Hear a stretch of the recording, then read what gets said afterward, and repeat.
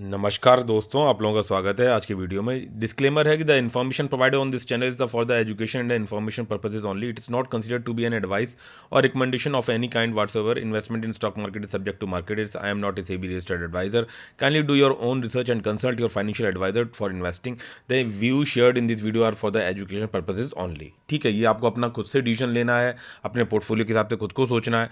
एक जो जर्नल सोच होती है उस चीज़ को हम लोग डिस्कस करते हैं और एक दूसरे के चीज़ों को जो है शेयर करने की कोशिश करते हैं।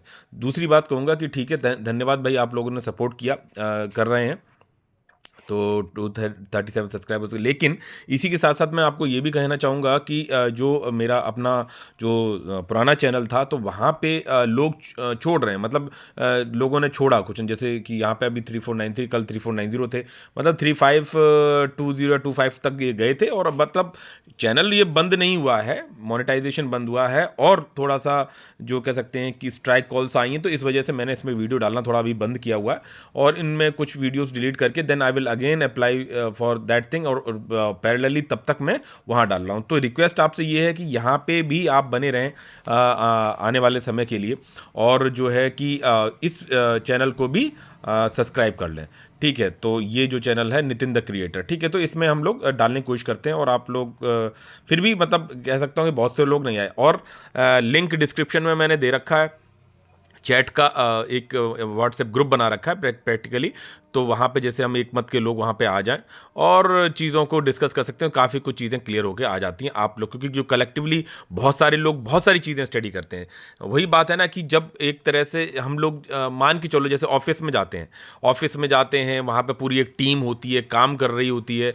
तो वहाँ पे क्या होता है, जब हम कहीं किसी चीज़ परेशानी में आते हैं या कोई हमें टारगेट मिलता है या हम कहीं कोई प्रोजेक्शन सोचते हैं या कुछ हम अलग इन्वेंट या कुछ भी अलग करने की सोचते हैं, तो करते क्या है कि वहाँ पे सभी ब्रेन्स मिलके बैठते हैं और एक डिस्कशन लेते हैं, अपनी प्रॉब्लम्स को रखते हैं, अपने अपने व्यूज़ रखते हैं और फिर एक कंक्लूजन पे निकलने की कोशिश होती है।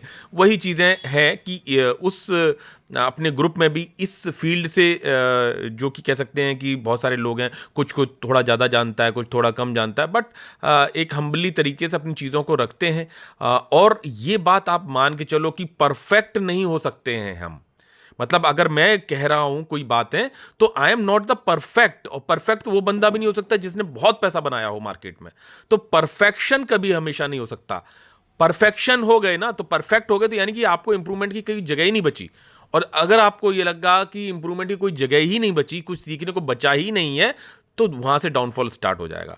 तो आप ये बात मन, छोटे से छोटा बंदा भी जो बिल्कुल छोटा इन्वेस्टर होगा या छोटी सी नया बंदा आया होगा, हो सकता है वो भी कोई वो एक बढ़िया सी बात कह दे या पता चल जाए, तो वो हमेशा मैग्नेट की तरह अपने आप को रखो कि अगर हम जैसे जो लोग होते हैं ना कि मैग्नेट से हम आयरन्स के जो छोटे छोटे पार्टिकल्स होते हैं वो कलेक्ट हो जाते हैं, ऐसे बीनेंगे तो नहीं मिलेंगे। तो मैग्नेट की तरह रखो कि डस्ट नीचे रह जाए और जो आयरन पार्टिकल्स हैं वो उसमें स्टक हो जाएं और हम अपने आप को इंप्रूव कर सकें। पर्पजली आप चीज़ों को समझा होगा, क्योंकि देखो जो अभी पैनिक सिचुएशन है, बहुत सारे लोग बहुत सारी स्ट्रेटेजी को लेकर चल रहे हैं। कुछ देखो, हो सकता है उनमें से कौन सी स्ट्रेटेजी, किसकी स्ट्रेटेजी सही हो, क्या हो। गिरने के रीजंस बहुत सारे लोग बहुत सारे डिफाइन कर रहे हैं, आप सभी हम सबको पता है, उन सब चीज़ों पे ज़्यादा बात नहीं करनी चाहिए। अब बात आ गई है किस पे, अब ट्रंप टैरिफ से हटते हटते थोड़ी सी इस बात पे आ गई कि फॉरेन इन्वेस्टर्स के बेचने की वजह से इंडियन मार्केट की हाल है वो प्रैक्टिकली है। बट अब उसके पीछे रीजंस ढूंढने की कोशिश की जा रही है कि क्यों कंसेक्यूटिव लगातार उस तारीख से सितंबर अक्टूबर से लगातार माल को बेचा जा रहा है और एक स्ट्रेटेजिकली बेचा जा रहा है। मतलब ऐसा नहीं है कि जो एक पैनिक होता है कि सोची समझी रणनीति की तरह से माल को निकाला गया है। और मैडम ने जैसे अपने फाइनेंस मिनिस्टर मैडम ने कहा कि वो अपने प्रॉफिट्स को बुक कर रहे हैं, कोई कुछ कह रहा है। अब बात आ रही है कि long term capital gain tax जो है फॉरेन इन्वेस्टर्स पे नहीं लगता है कहीं भी किसी कंट्री पे, यहाँ पे लगाओगे तो उसका डिप्रिसिएशन होगा, डॉलर के साथ में आपका करेंसी डाउन हो रहा है तो उसके हिसाब से उन्हें मिलता ही कितने, निकल के कितना आएगा, तो दे विल नॉट कह सकते हैं कि उसको सहन नहीं करेंगे, कैपिटल गेन टैक्स को नहीं सहन करेंगे। बहुत सारी बातें हैं, होंगी, ठीक है ये। और उसके हिसाब से देखो चीज़ों को मैनिपुलेट भी किया जाता है। जैसे आज मैं बात करूं कि अगर ट्रंप की बात करी जाए, मोदी जी की बात करी जाए, जैसे रशिया में बात करी जाए, जेलेंस्की की बात करी जाए, यूरोपियन यूनियन की बात करी जाए, यूएई की बात करी जाए, सब अपने हित को साधे हुए हैं। ग्लोबली आदमी कोई किसी के आगे झुक रहा है, कोई ग्लोबल लीडर है, कुछ है, या क्या वजह वजह क्या है? सबके पीछे पैसा है, और वो पैसा ही बनाने लोग आए हैं। तो बात क्या है कि कोई मैं टैरिफ लगा दूंगा, मैं ये कर दूंगा, मैं ये कर सकता हूं। उन्होंने चाइना ने अपना गोल्ड मांगा यूएसए से कि वापस दे दीजिए, हमने जो आपके पास रखने के लिए बोला। तो उन्होंने बोला कि हम अभी नहीं दे पाएंगे। तो इन्होंने बोल दिया कि हम आपकी इकोनॉमी में जो कन्वर्ट जो वारंट है वो जो कर सकते हैं, जो भी उनके बॉन्ड्स थे वो हम डाइल्यूट कर देंगे, आपकी इकोनॉमी में पूरा करेंगे। तो सब चलता रहता है। प्रैक्टिकली देखा जाए ना, वर्ल्ड वॉर 3 चल रहा है। जो बात कही गई थी, मैं आपको बोलूं कि आज की तारीख में आमने सामने की वॉर नहीं होनी है, न्यूक्लियर अटैक नहीं होना है, साइबर अटैक्स वगैरह वो सब चलते रहते, वो छोटे मोटे हो गए। War, this is the third world war, इसी को बोलते हैं थर्ड वर्ल्ड वॉर। प्रैक्टिकली अभी देखो, आप खुद ही सोचो, वॉर किस चीज के लिए होती है? अगर कोई रशिया ने यूक्रेन पे वॉर किया, या हमास ने ईरान ने आपस में अटैक किया, कुछ बहुत ध्यान से सुनिएगा, सब चीजें एक तरफ से हैं कि कोई भी कहीं पे भी किसी भी तरीके से अटैक करे, पीछे एक हित किस बात का है? एक हित इस बात का है कि economically we should be strong. History में उठा लो, कहीं पे भी कोई भी लड़ाइयां हुई हैं, उनके पीछे सबसे बड़ा बात वही पे हुई कि मेरी वर्चस्व बना रहे, और वो वर्चस्व बना रहे क्या? क्योंकि पावर रहा है। पावर किससे आएगी? मनी से आएगी। जितना ज्यादा पैसा उतना ज्यादा पावर। ठीक है, तो वही चीजें हैं। आज भी अगर जेलेंस्की के यूक्रेन के साथ में डील हो रही हैं, चीजें रशिया के साथ में कुछ इंटरेक्ट हो रहा है, यूरोपियन यूनियन के साथ में इंडिया का कुछ इंटरेक्ट हो रहा है, चीजें हो रही हैं, तो उनके पीछे की भी बात है कि भाई हमने इतनी मिलियन डॉलर्स आपके यूक्रेन और रशिया वार के ऊपर हमने एक्सपेंस किए बैकअप करने के लिए। नाउ वी विल, ये अब वॉर खत्म होनी चाहिए, और जो है हमें अपने जो हमने इन्वेस्ट किया, भाई उन्होंने पैसा दिया है, आपको वेपन्स दिए हैं, तो बोला कि अब हक भी हमारा बनता है। तो आपके जो लैंड पे मिनरल्स हैं उनके ऊपर हमारा कॉन्ट्रैक्ट बनता है, तुम मानोगे नहीं। तो बोला ठीक है, हम रशिया के साथ डील कर लेंगे, बिकॉज वो कहीं ना कहीं स्ट्रांग पॉइंट है। बोला ठीक है, तुम भी थोड़ा ले लो, हम भी तुम थोड़ा ले लो। तो ये सब चीजें यार चलती रहेंगी, सब अपने अपने हित साध रहे हैं। तो ठीक है, बात से थोड़ा भटक गए थे, बट मेन पर्पस की बात। तो ये जो कही गई कि मार्केट, इंडियन स्टॉक मार्केट के गिरने की जो वजह है कि फॉरेन इन्वेस्टर्स लगातार स्ट्रेटेजिकली बेच रहे हैं। स्ट्रेटेजिकली बेच रहे हैं मतलब वो अपना माल पैनिक में नहीं बेच रहे हैं, प्लान्ड वे से बेच रहे हैं, सो दैट कि आज वो शेयर, कोई शेयर है अगर 1,000 रुपए पे है, तो भाई कोई खरीदार तो चाहिए ना, किसी को तो टिकाना पड़ेगा। अब चाहे वो अच्छा हो, खराब हो, कुछ भी हो, मेरे निकलने के रीजंस अपने हैं, यानी फॉरेन इन्वेस्टर्स के निकलने के रीजंस अपने हैं कि भाई मार्केट से, इंडियन स्टॉक मार्केट से मैं निकल रहा हूं इस वजह से कि भाई इंडिया की ग्रोथ स्टोरी थोड़ी डाउन हुई हो। ये मैं डिफरेंट डिफरेंट ऑप्शंस बता रहा हूं कि निकलने के रीजन कुछ तो होगा। बोला ठीक है, हम उनमें नहीं जाएंगे कि रीजंस क्या है, लेकिन निकल रहे हैं इसलिए गिर रहा है, सिंपल सी बात है। तो अब उनका जो वेटेज है, जो उनका पैसा है, जितनी उनकी ताकत है, वो कितना बेचना चाहे। अभी आप ही हो, आपका मान के चलो 5 लाख का पोर्टफोलियो, 10 लाख का पोर्टफोलियो हो, कल आप बेच रहे हो, तो सेबी आपको रोक देगी क्या कि नहीं बेचना नहीं है? भाई आपको जो उसके टैक्सेस लगते हैं वो लगेंगे, बाकी आप बेच सकते हो, कोई रोक नहीं सकता आपको। ठीक है, आप होल्ड करना चाहो, आप बाय करना चाहो, तो कोई नहीं रोक सकता। तो सेम उनकी कंडीशंस हैं, टर्म्स एंड कंडीशंस गवर्नमेंट की थी। भाई एलटीसीजी लगाया या जो भी चीज़ें लगाई, दैट इज़ डिफरेंट थिंग कि भाई उन्होंने लगाया तो उन्हें अच्छा नहीं लगा, या उन्हें इंसल्ट लगी, या कुछ है। लेकिन उन सब बातों, कोई अंधा नहीं है, कोई किसी के लिए इमोशनल नहीं है, यहाँ पे कोई इमोशंस नहीं होते हैं।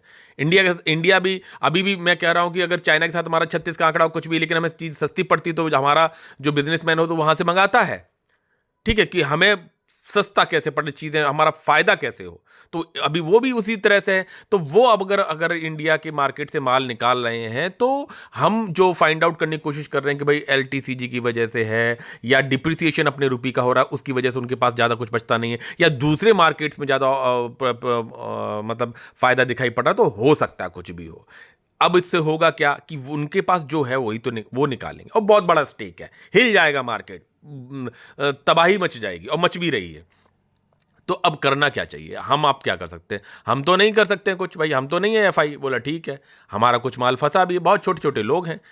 अब तो उसमें हर एक की अपनी अपनी एक स्ट्रेटेजी है। जैसे मैं अपनी स्ट्रेटेजी से काम करता हूं, मैं आप लोगों के साथ में डिस्कस किया हूं बहुत सारे वीडियोस में कि कैसे कोशिश ये रहती है कंपनीज वाइज, अगर बात करिए कि अच्छी कंपनीज हो, थोड़ा सा थोड़ी सी स्मॉल कैप हो, मिड कैप हो, ये हो, आप अपने रिस्क एपेटाइट के हिसाब से बाइंग टाइमिंग नहीं करना है, क्योंकि पता नहीं कब कहाँ क्या चीज़ें। भाई ठीक है, वो इतना मुझे पता है कि जो शेयर मैं 600 पे लेने को तैयार था, आज वो 400 पे है, तो मैं वो 600 से गिरा। और एफआईज ने कैसे गिराया? मान के चलो उसे एक पर्टिकुलर शेयर की बात कर लो कि 600 पे था, उससे नीचे लेके आए 550 के लेवल्स पे लाए, बोले हाँ यार ये बात 50 रुपये सस्ता मिल रहा है, बोला ठीक है। अगर वहां पे आप जिस शेयर का इंतजार कर रहे थे और वो 550 पे आप बड़ा पैसा लगा दिया, तो क्या होगा? आपको आप बोले हाँ यार मैं तो सही पकड़ लिया, क्योंकि इसका हिस्ट्री इस तरह का रहा है। हिस्ट्री कितनी देखी आपने? आपने देखी होगी 1 साल की ज्यादा से ज्यादा, ठीक है। तो वहां पे आपने बड़ा पैसा लगा दिया, आपने वो पैसा भी तगड़े से इधर उधर से जुगाड़ करके लगा दिया, बोला अगला पैसा, क्योंकि आप अपने आप को स्मार्ट समझ रहे हो। तो स्मार्ट आप नहीं हो, प्रैक्टिकली स्मार्टली करने की कोशिश करनी पड़ी, बट हम प्रिडिक्ट नहीं कर सकते। तो बोले सर क्या करा जाए? मान के जो 550 पे किया और शेयर आज 400 पे आ गया, भाई वहां से उन्होंने 500, फिर 500 के 550 के लेवल को थोड़ा रेस्पेक्ट दिलाया।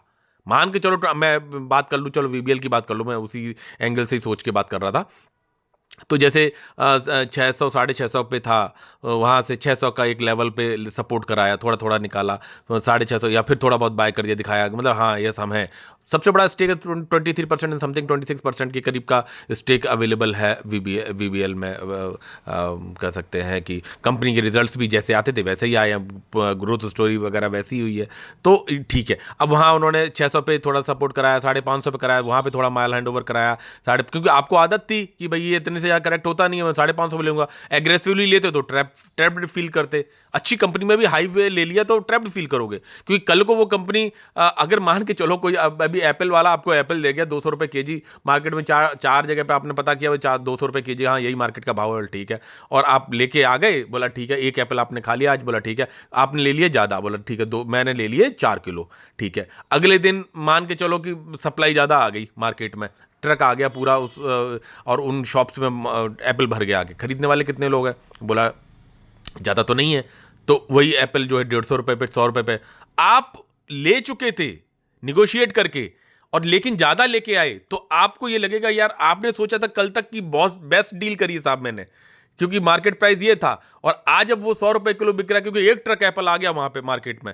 तो अब आप कहोगे अरे यार ये तो और अच्छी क्वालिटी का एप्पल है, मैं इसे लेना चाह रहा था, अब बताओ मैं 400 में मैं लेके 200 रुपए पर केजी के हिसाब से मैं लेके बैठा और मैं 4 किलो लाया, क्योंकि अब तो ये मेरे को 8-10 दिन तक लेने पड़ेंगे, तो व्हाट यू विल डू? आप आगे ना लॉस। तो इसीलिए मेरा कहने का मतलब है कि एक और ये बात की, ये तो एप्पल तो इतना वेरिएट नहीं होता है, मैं बात कर रहा हूँ मार्केट में, तो ये धीरे धीरे माल हैंड ओवर कराया गया।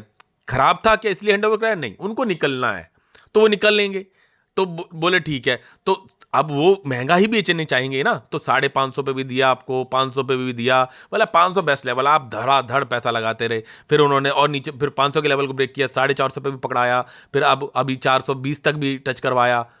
टाइमिंग नहीं करना है। मैंने जब भी करेक्शन दिया, एक अच्छी करेक्शन दिया, 2 4 6 शेयर, ठीक है, पैसा ज्यादा आ गया, 5 शेयर ले लिए, 8 ले लिए, बहुत ज्यादा कोशिश करी तो 10 ले लिए, उससे ज्यादा मैं नहीं भागा। हाँ 10 भी लिए होंगे तो दो दो दो दो करके ही लिए होंगे, मार्केट के बॉटम्स के हिसाब से या मेरे पैसों के हिसाब से, या मुझे उसमें कितनी स्टेक को इंक्रीज करना है इस हिसाब से। ये मैं एक कंपनी की बात कर रहा हूं। इस तरह से फंडामेंटली स्ट्रॉन्ग कंपनीज में आपकी छोटी कंपनी, बड़ी कंपनी, रिस्की कंपनी, जो रिजल्ट खराब दे गई, उनको भी हम लोगों ने डिस्कस किया ना, उनमें पोटेंशियली वाइज, तो भाई उसमें वही लगना है, 5 से 8 10 हजार रुपए से ऊपर जाना नहीं है। ऐसा नहीं है कि वो शेयर डिस्कस किया तो उसमें ही पूरा पैसा लगा दे।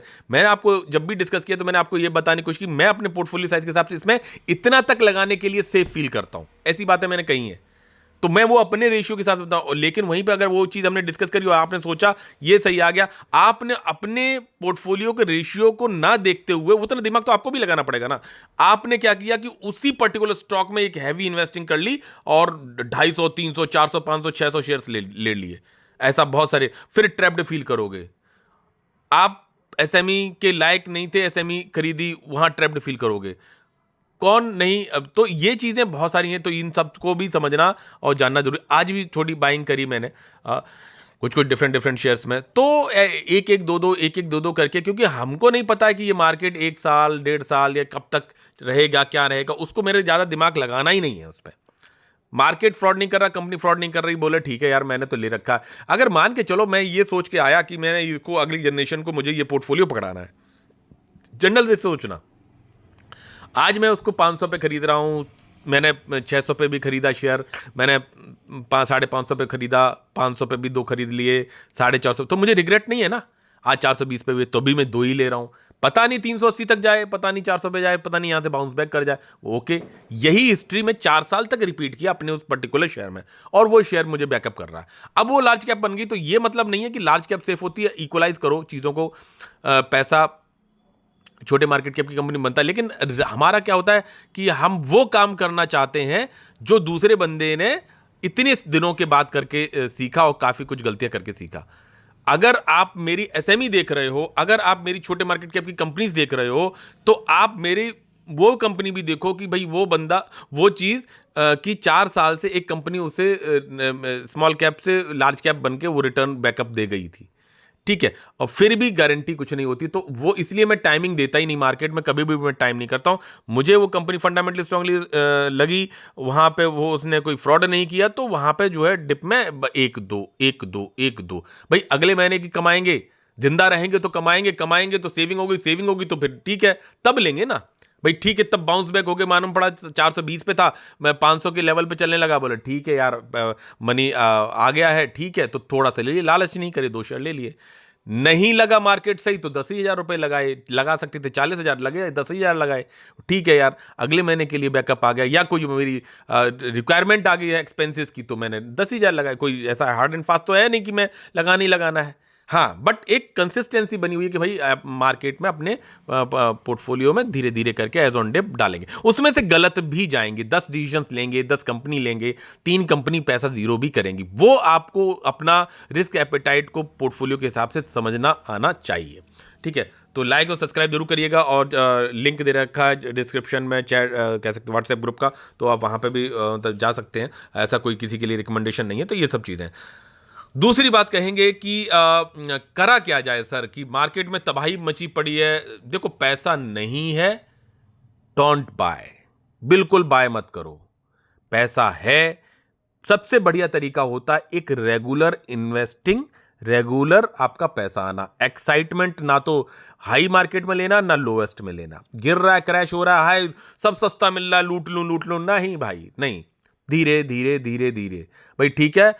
ऐसा होना चाहिए कि फंड्स आपके पास 30 to 30 डेज तक भी अवेलेबल हो, भले ही आप बाइंग कर रहे हो नहीं करो, वो दैट डजंट मैटर, ठीक है। आप कभी कुछ आपने कैलकुलेट किया, वो एक्सपीरियंस से आएगा कि भाई ठीक है यार, ये इस लेवल्स पे आ गई, यहां पे मेरा एक शेयर लेना तो बनता है, कंपनी मेरी पड़ी हुई है और रिजल्ट्स भी सही थे, फ्यूचर भी सही है, सब कुछ है, एक शेयर ले लेता है। मान के चलो आपने एक शेयर ले लिया, उसके बाद बाउंस बैक कर गया, बाउंस बैक कर गया, मतलब कि वो कंपनी अपने परफॉर्मेंस के साथ चलेगी, क्योंकि वहां पे आके सस्ती हो गई थी इस वजह से। तो आपने अगर एक शेयर लिया, तब भी आपको रिग्रेट नहीं होगा यार कि मैं इस गिरावट में कुछ भी नहीं ले पाया, at least I have taken one. और अगर फंड्स नहीं है तो कोई बात नहीं, तब तो ये है कि ना फंड्स ही नहीं है। तो इसीलिए मैं बोल रहा हूं फंड्स हमेशा होने चाहिए, मतलब होने चाहिए, मतलब कि हो सकता है कि देखो एक ही शेयर लेने का पैसा बचा हो, तब भी आप वो पैसा बना के रखिए कि एक शेयर लेने की ताकत बनी हुई है, लेकिन मैं बाय नहीं करूंगा भाई, डिप मेरी वो छूट गई, चलिए जान दो, कोई बात नहीं, नहीं ले पाए, फिर मौका देगा। अगले फंड्स जब तक आए आपके पास, अगली सैलरी आई जब तक आए, तब उसमें, और उतना ही पैसा लगाना है जितने पैसे से आपको नियर बाई फ्यूचर में जरूरत नहीं है, जिससे आपको प्रॉब्लम ना आ रही हो, जिससे आपको नींद आना बंद ना हो।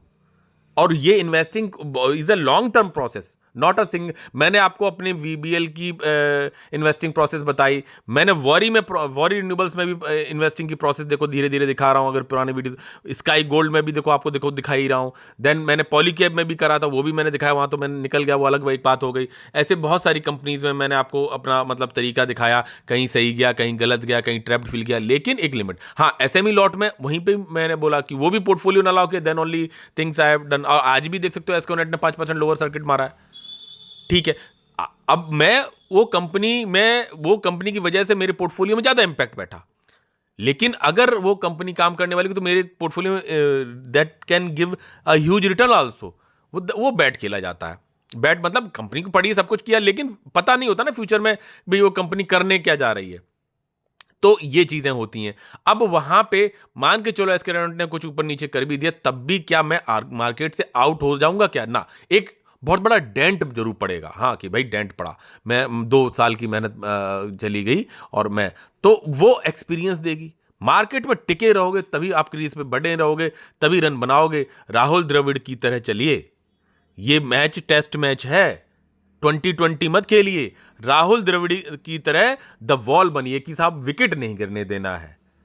Over to over, over to over, over to over, over करने वाले थक के चूर हो गए और आप पूरा जो है अपने अकेले पिच में बने हुए हो, टुक टुक टुक करके भले रन बने, कितने बनने नहीं बनने, लेकिन साला तुमको एग्जॉस्ट कर देंगे। बोला ठीक।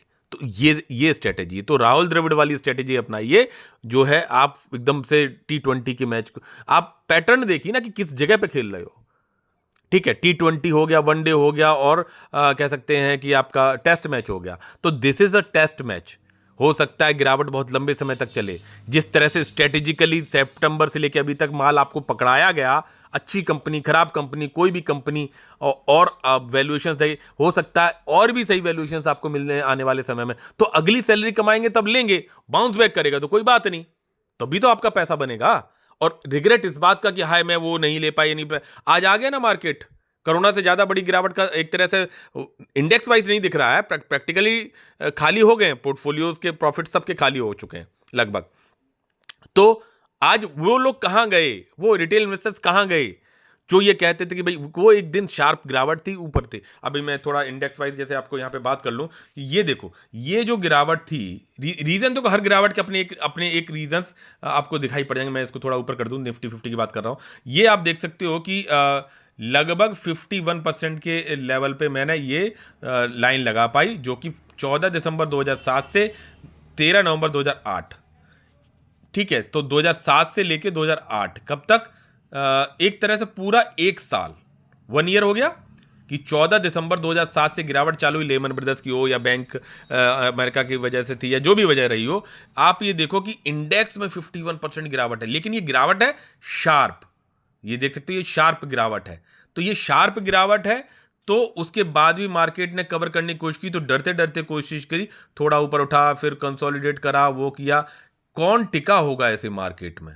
क्या कोई रिटेल इन्वेस्टर टिका होगा? I don't think so. उस जमाने में तो ये सब नेट वेट था भी नहीं, चीजें थी भी नहीं, प्राइस इंडेक्स वगैरह सब चीजें कुछ देख ही नहीं पाते थे। तो आप ये सोचिए कि ऐसा फेज आए, अगर आया तो क्या आप रुकने वाले हैं? क्या आप टिकने वाले हैं? रीजंस कुछ भी होने दो, फॉरेनर्स बेच रहे हैं, तो ये मान के ही चलो कि यही चीज रिपीट, ये वर्स्ट टू वर्स्ट कंडीशन की बात कर रहा हूं मैं, तो यही चीज रिपीट हो रही हो यहां पे, सॉरी इसको ऊपर कर देते, यहां पे। तो आप अपने आप से एनालाइज करिए कि मार्केट अगर 51, हाँ ये बात है कि ये जो करेक्शन एकदम से शार्प गिरा, तो उसकी न्यूज थी, यहां पे कोई न्यूज नहीं है। तो ये गिरावट जो है, अगर ये गिरावट है इस तरह वाली, तो इतनी बोरिंग गिरावट है, तो यहां पे फायदा हमारा क्या है? अगर इस तरह लंबी वाली गिरावट मिलती है, जैसे ये, तो यहां पे भी देखो आपको ये गिरावट शार्प ही दिख रही है, कोई 6 महीने से लगातार गिर रहा है, तो वो शार्प में आ गई है प्रैक्टिकली। जिस तरह ये तो एकदम से आया था, बाउंस पे गिरा, एकदम से उठा, तो कोरोना वाला वो अलग चीज हो गई। और वहीं पे आपने देखा होगा कि जब ये यूक्रेन का, सॉरी रशिया वाला वॉर स्टार्ट हुआ, तो थोड़ी सी गिरावट हो गई, फिर कंसोलिडेशन करके, मतलब वहां पे उतनी बड़ा इंपैक्ट नहीं दिखाई पड़ा।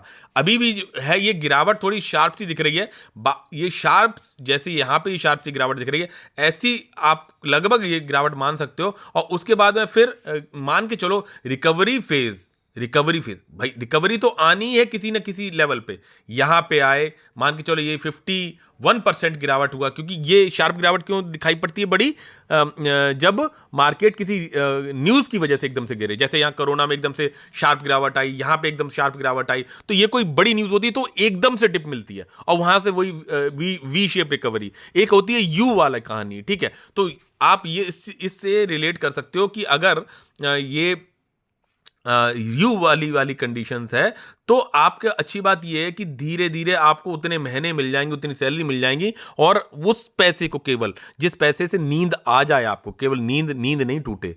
ठीक है, और अगर गलती हो भी गई है तो उसको संभालने सुधारने की भी गुंजाइश रखो कि भाई अगर 1-1.5 साल तक भी ऐसी गिरावट बनी रही, चीज़ें 40% 50%, अगर मान के चलो ये तो बड़ी गिरावट, मैं कहता हूं कि इसको छोड़ दो, कैसे जैसे ये 53% है, वो तो रीजन की वजह से एकदम से बड़ी गिरावट दिखाई, लेकिन इतनी बड़ी गिरावट अगर ग्रेजुअली चलता है तब गिरावट नहीं दिखती। तो मैं कह रहा हूं कि अगर यहां पे मान लो ऑल टाइम हाई से मार्केट गिरा, तो यहां पे अगर मैं ये इस हिसाब से कैलकुलेट कर लो कि कितना, ये देख सकते हो कि कितना टाइम 2007 से लेकर 2014, यानी 7 साल तक मार्केट लगभग फ्लैट रहा।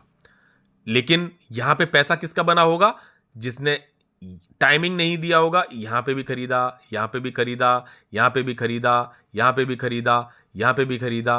तो मैंने तो ये हाई से कैलकुलेट कर दिया, हाई से लेके हाई तक 7 साल लग गए पैसा फ्लैट आने में। यानी कि अभी जो टॉप में आपने इन्वेस्टिंग की होगी वो वाला शेयर 7 साल लग जाएगा ग्रीन आने में, मे बी। मैं एक जनरल बात करूं, क्योंकि हालांकि आज के जमाना फास्ट है तो इतना टाइम नहीं लगेगा, लेकिन एक जनरल बात कर रहा हूं। तो ये जो टाइमिंग आप देख रहे हो कि यहां पे 1.78% का जो निफ्टी का रिटर्न है, दैट कैन बी मोर अगर आप इन जगहों पे धीरे धीरे धीरे धीरे जितनी सैलरीज आई हैं इन 7 सालों में, सोच सकते हो कितनी सैलरीज आई होंगी। और आप पर मंथ के हिसाब से आप धीरे धीरे धीरे धीरे अच्छी कंपनी, फंडामेंटली स्ट्रांग कंपनीज जिनमें कोई प्रॉब्लम नहीं आ रही हो, धीरे धीरे धीरे धीरे करके आप सिप में मोड में पैसा इकट्ठा करते रहते हो, गुल्लक में डालते रहते हो शेयर्स को, तो सोचो फिर तो देन ये 1% का रिटर्न नहीं होगा, ये मल्टी टाइम्स रिटर्न होगा। मैं कह रहा हूं कि कम से कम नहीं तो 10, 15, 20% तक का रिटर्न। फिर बोलोगे सर इससे अच्छा तो एफडी करते, इसमें क्यों आए? भाई इसमें इसलिए आना होता है कि इस टॉप में भी ये बंदा जो 7 साल स्ट्रगल किया, यहां से अगर मार्केट में वो 7 से रहा, लेकिन अगर वहीं पे वो चीजें चलती नहीं हो, देख सकते हो मार्केट ने यहां तक भी अगर चले जाओ तो देख सकते हो कि लगभग डबल। ये तो मैं बात कर रहा हूं केवल मार्केट की, लेकिन जब छोटे मार्केट कैप की और मिड कैप की कंपनीज और थोड़ी सी वैसी कंपनीज जो सही चल रही होती हैं, वो फिर बाउंस बैक देती हैं बहुत तगड़ा वाला। तो यहां पे तो उनको इतना परसेंट का रिटर्न मिलने की संभावना बनी रहती है मार्केट में। ये चीज़ें हैं, तो शायद आप इन बातों को शायद समझ पाए होंगे। दूसरा मैं कहूँ कि मतलब फॉरेन इन्वेस्टर्स ने लगभग लगभग 4,000 4,500 करोड़ की सेलिंग करी है। डीआईज ने काफ़ी बाय किया, मार्केट सुबह काफ़ी गिरा था, मेरा पोर्टफोलियो काफ़ी नीचे आया था, बाद में बाउंस बैक करके मेरा पोर्टफोलियो ड्यू टू ठीक है, आज उन चलें कल चलें ना चलें क्या हो, लेकिन बाद में आके वापस शायद 17,000 केवल नेगेटिव में क्लोज हुआ, या लगभग फ्लैट टाइप, हाँ शायद 17 या 16 ऐसे कुछ हुआ क्लोजिंग मेरा। ठीक है, तो ये चीज़ें हैं। अब आपके पास जो अब ये तो निफ्टी 50 के चार्ट मैंने बता दिया। एसएमई, ये एसएमई आईपीओ का देख सकते हो कि इसमें देखो यहाँ पे गिरावट है। अगर मैं इसको थोड़ा सा ऊपर कर दूं, ठीक है, तो यहाँ तो ये गिरावट आपको देखनी पड़ेगी, झेलनी पड़ेगी भाई। ठीक है, यहाँ पे बस कंपनी इंटरनल फ्रॉड ना करे, बस इस बात का ध्यान रखना चाहिए। तो ये एसएमई का हो गया, जैन यहाँ पे स्मॉल कैप की बात करी है, कोई भी बात करी जाए। हाँ, एक कंपनी और मैं थोड़ा बोल देना चाह रहा हूँ कि भाई ने पूछा, तो ये कंपनी वाइज मुझे पढ़ के ज़्यादा खुल के नहीं बोल सकता हूँ, लेकिन कंपनी मुझे ये ठीक लगी, बढ़िया लगी, कोई दिक्कत की नहीं लगी। लेकिन भाई अपने अपने रिस्क एपेटाइट के हिसाब से एसएमई को देखना है। एसएमई में अभी एसएमई वाला मार्केट नहीं है, फिर भी मतलब कंपनी वाइज ये कंपनी ठीक दिखाई पड़ती है, जो मैं हल्का सा पढ़ा हूँ उसके हिसाब से। फिर भी कोई क्वेश्चन हो तो आप ज़रूर पूछिएगा। तो ये हो गया, ठीक है। तो ये सब मैंने डिस्कस कर लिया। दूसरी चीज़ यहाँ का मैंने बता ही दिया। दूसरा यहाँ पे निफ्टी स्मॉल कैप की बात करी गई कि भाई मेन हमारे पास ये सब है और इनकी वजह से डाउन हो रहा है। तो बोला क्या, ठीक है, मार्केट कैप ये आ गया, पी देख सकते हो 26 का आ गया, भाई डाउन आ रहा है ना धीरे धीरे, 26 का आएगा, देन अभी भी मतलब हाई माना गया कि जो इसका एवरेज पी होता है उसके हिसाब से मतलब कहा गया। लेकिन ये एक साल का CAGR नेगेटिव में है 10%, तो होगा 5 साल में 23%। तो ये चीज़ें भी आप समझिए। आगे बढ़ेंगे तो ये देख सकते हो कि ये इसका पी रेशियो है, तो मिडन पी ये है, मीडियन पी इसका जो है, और ये अभी मार्केट स्मॉल कैप 250 यहाँ ट्रेड कर रहा है, और इसका ये 31 का मीडियन पी है, 31। और तो ठीक है, तो धीरे धीरे धीरे धीरे करके जो है चीज़ों को अब ये सब कंपनियां रिप्रेजेंट कर रही हैं स्मॉल कैप के सेक्शंस को, तो सब खराब नहीं हो गई। ठीक है, आप इसमें फंडामेंटली स्ट्रॉन्ग कंपनीज में अपने हिसाब से देखते हुए धीरे धीरे चीज़ों को कर सकते हो। तो ये सब चीज़ें हैं, नॉट ओनली दिस, बट आपका बैकअप होना चाहिए पोर्टफोलियो के हिसाब से। ठीक है, तो बाकी आपके कुछ कमेंट साइड से मैं देखे ही नहीं यार भाई, मैं देख नहीं पाया, वेरी सॉरी। यहाँ प्रथम EPC के भाई जगजीत सिंह को धन्यवाद, मैंने बता दिया आइडिया, अगर आपने पूरा वीडियो देखा हो। AP भाई धन्यवाद, रजत जी धन्यवाद। तो आप सभी लोगों का सपोर्ट के लिए बहुत बहुत धन्यवाद, और भी सपोर्ट करिए। मार्केट में इस तरह की गिरावट में अगर बने रहेंगे, लेकिन एक चीज़ है, आप सेफ, मैंने हमेशा पहले भी बोला, जब मार्केट नहीं गिरना चालू हो तभी मैंने बोला कि safety is my prime concern. भाई स्मॉल कैप में गए तो वहाँ रिस्क बहुत है, तो वहाँ पे भी सेफ्टी कैसे करनी है, तो सेफ्टी बहुत प्राइम कंसर्न। तो मेरी जो बाइंग स्ट्रेटजी है वो मेरे लिए काम करती है। मैं एक एक दो करके मैं अभी जो है व्हाट्सएप के ग्रुप पे अपडेट दे दूंगा अपना पोर्टफोलियो वाइज, तो चीज़ें बता दूंगा। तो एस्कोनेट मेरा कॉल भी है भाई, धन्यवाद भाई, ठीक है, अच्छी बात है आपके पास है उस कंपनी में। अभी तक तो मुझे कोई कमी दिखाई, मतलब फॉल्ट तो कोई नहीं दिखाई पड़ा। ठीक है, दम है भाई, कीप इट अप। धन्यवाद भाई, आप सभी लोगों का धन्यवाद, सबका मैं शेयर्स को इनको पढ़ लेता हूँ भाई, बहुत बहुत धन्यवाद आप सब लोगों का सपोर्ट का। तो मिलते हैं, मैं लगता है कवर तो काफ़ी कुछ कर ही दिया है। और अपडेट मैं वहाँ दे दूंगा। विद दीज वर्ड्स मिलते हैं नेक्स्ट वीडियो में। टिल देन जय हिंद, जय भारत, बाय बाय।